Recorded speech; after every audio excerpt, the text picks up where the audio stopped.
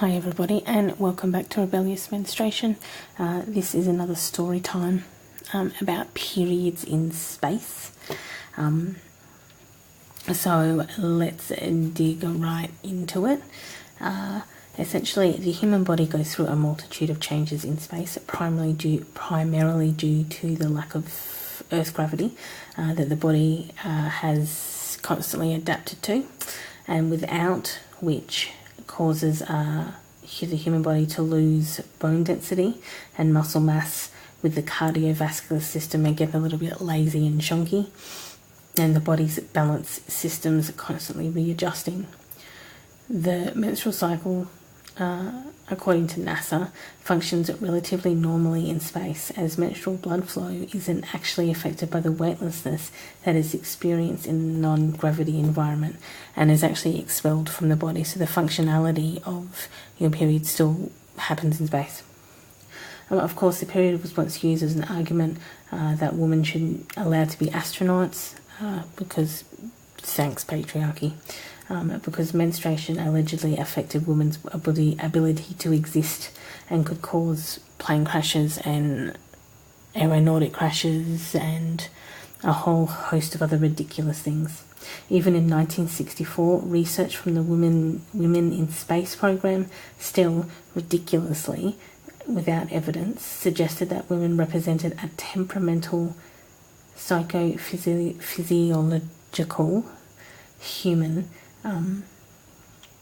that was unable to operate complicated machinery.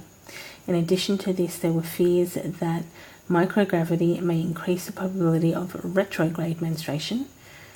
So essentially it would cause the blood to go back up the uterus and out the fallopian tubes, essentially causing what would be endometritis, or forced endometritis, or as they say, retrograde menstruation. There was, of course, officially documented NASA reports and memos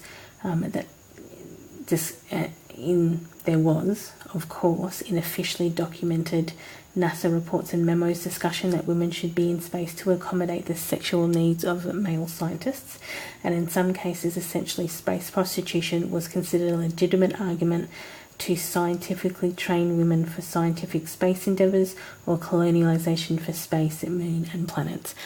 However, the menstrual argument was used to keep them away from space, but essentially prostitution was used to get them into space. The patriarchy is seriously disturbing. In 1983, 22 years after the first American man in space, Sally Ride, stated that NASA engineers trying to decide how many tampons she would need for 1 week in space decided on 100. Obviously, she said no at the ridiculousness of this statement.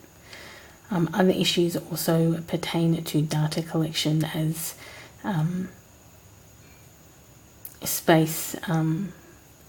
issues outside of the patriarchy also pertain to data collection, as space are short duration missions at this point, and currently the water disposal systems on board recycle urine into reclamation systems and don't have allocated filtration systems to deal with blood.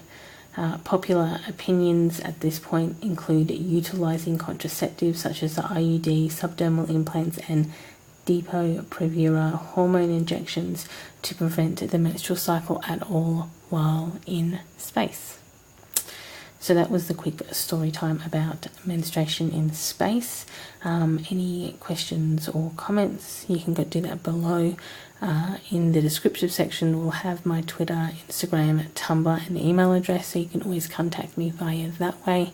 I am trying to do shorter and sharper videos at the moment, and hopefully you like them. So any other storytime suggestions, please include them in the comments. Outside of that, bye.